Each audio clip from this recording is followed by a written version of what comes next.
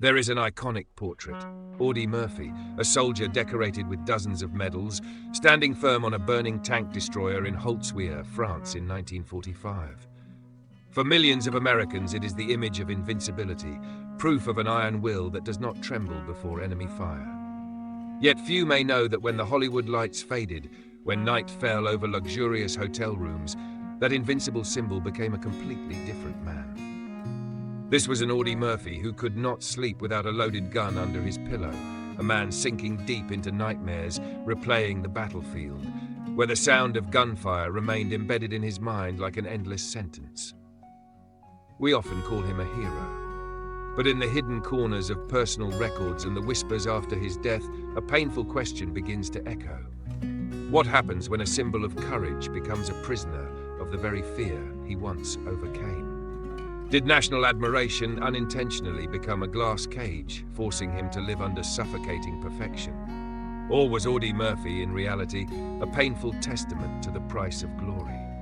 Let us turn back time to revisit the life of a hero who spent his entire existence fighting enemies on the battlefield, only to be brought down by invisible ghosts within himself. Behind those shining medals, how violently must his soul have endured its storms? The question of how a young man could face the firepower of an entire division without flinching may begin in the harsh land of Texas, where he learned survival long before he understood fame. Born in 1925 into a poor sharecropping family in Texas, Audie Murphy was one of 12 children struggling with hunger and deprivation. His childhood had no games, only long days picking cotton under burning sun to support his family, while his father abandoned responsibility, leaving the burden to his single mother and the children. In 1941, a fateful event occurred. His mother died. This was not only the loss of a loved one, but also the destruction of his final emotional anchor.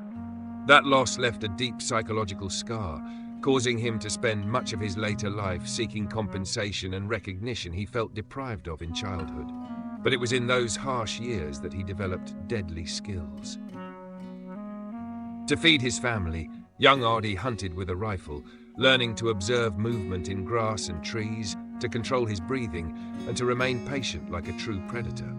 These survival skills unintentionally became the foundation of a future military legend.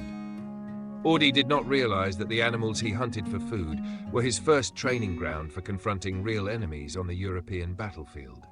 So from a boy raised in deprivation and constant struggle against hardship, how did Audie Murphy gain the determination to stand before the military, despite being rejected 3 times? Was it patriotism, or an instinct to escape personal pain that truly drove him into the flames of war? The doors of the military were not open to Audie Murphy in the beginning. With his small, underweight body and a face like a schoolboy, he was rejected by the Army, Navy, and even the Marines.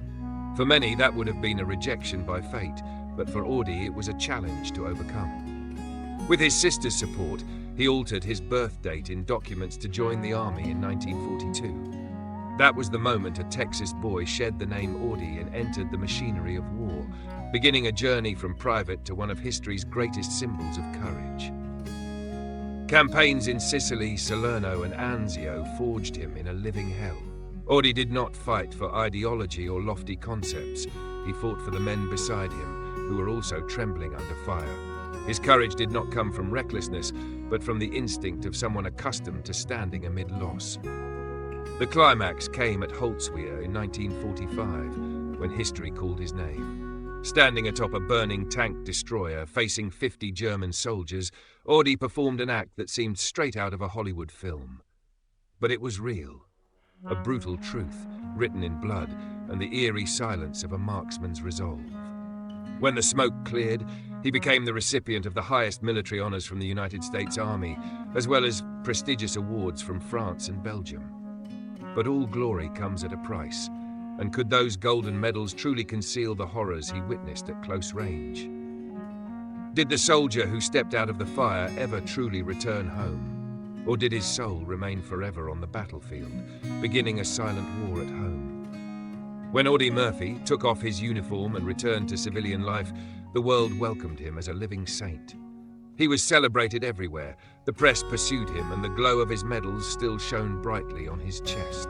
But behind closed doors, a different reality quietly emerged.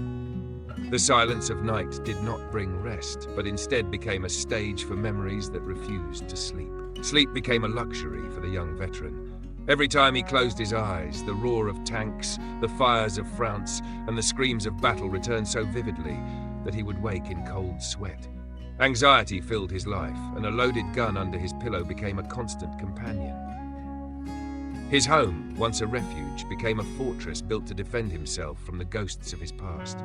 The pressure of recurring nightmares pushed Audie toward the sedative Placidil as a way to calm his overwhelmed nervous system. However, the drug quickly became another chain, pulling him into dependency. Realizing he was losing control, Audie made a decision that reflected his soldier's nature. He locked himself in a hotel room for a week, cut off all contact with the outside world, and endured withdrawal in an act of sheer willpower. In an era when the psychological condition of veterans was still an unfamiliar subject, Audie Murphy openly acknowledged the fractures within his mind. He spoke about the pain of those returning from war, without hiding vulnerability or difficulty in reintegration. This honesty broke the silence of an entire generation of veterans who were seen by society only through their heroic exterior rather than their internal wounds. Confronting himself, however, created a deeper contradiction. The image of the invincible hero had to be maintained in public, while his real life resembled an unfinished film, constantly overshadowed by psychological trauma. He continued forward, carrying the burden of a soldier who never truly left the battlefield. Hollywood in the 1950s did not ignore a figure as compelling as Audie Murphy. Guided by actor James Cagney, he entered the film industry with a unique advantage. He did not need to act, because what he brought to the screen was his real life. Western films, where solitary men face overwhelming odds, became fertile ground for his career. The peak of this period was the film To Hell and Back, 1955, a work adapted from his own memoir. When Audie played himself, audiences were not just watching a film, they were witnessing a vivid wartime news report. The film achieved record-breaking box office revenue for Universal Studios, solidifying his position as a reliable box office star. However, each time he stepped onto the set, Audie had to recreate the most horrifying memories of his life under thousands of glaring lights. Reliving those scenes was no different from scratching at a wound that had never healed. Studio lighting, the director shouting "action," the sound of blank gunfire, all of it became triggers that kept him in a constant state of tension. Fame brought money and public admiration, but it also locked him into the image of a hero who was never allowed to fall. Amid the spotlight, Audie remained an outsider. He did not truly belong at glamorous parties, nor did he find connection in fictional scripts. Fame was no longer a reward. It became a suit of armor that made it harder for others to see the fractures spreading within him. And it was precisely those fractures, unable to be resolved in his work, that began to surface clearly in his own home, where the ghosts of the battlefield came knocking at any time. Audie Murphy's life was a series of attempts to find peace, but the scars of the past became walls separating him from even his closest loved ones. His first marriage to actress Wanda Hendricks in 1949, though once expected to be a fairy tale romance between two stars, quickly collapsed after just 2 short years. Inside their home, the laughter of the young couple was gradually replaced by heavy silence and sudden outbursts of rage. To Wanda, her husband was not a charming movie star, but a stranger constantly living in a heightened state of alertness, even pointing a gun at her during moments of involuntary panic. This breakdown was a heavy blow to Audie, forcing him to confront the reality that war was not only taking away his comrades, but was also gradually stripping away his ability to love and connect. It was only after meeting Pamela Archer in 1951 that Audie found a true refuge. Pamela was not just a wife. She was a woman of steadfastness, someone patient enough to see through his hardened exterior and reach the child deeply wounded within him. Together they welcomed 2 sons, Terry and James, and tried to build a normal family amid endless aftershocks. Pamela learned to live with her husband's nightmares, learned to be a support without judgment. Under her care, Audie found rare moments of calm, where he was no longer a hero, no longer a star, but simply a father and a husband trying to build a future for his children, even though inside he still carried countless unfilled voids. However, this peace always remained fragile in the face of financial pressure and the overwhelming shadow of the past. Unsuccessful investments, along with gambling habits, pushed the small family into a spiral of debt, bringing unnecessary legal troubles as well.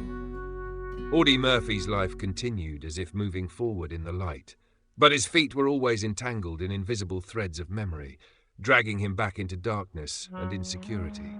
The weight of the post-war years not only pressed on his mind, but also began to erode both his career and finances.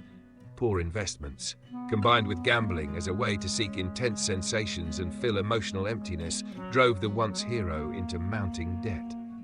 From a studio-sought star, his fame gradually faded in the face of changing audience tastes and persistent tax troubles.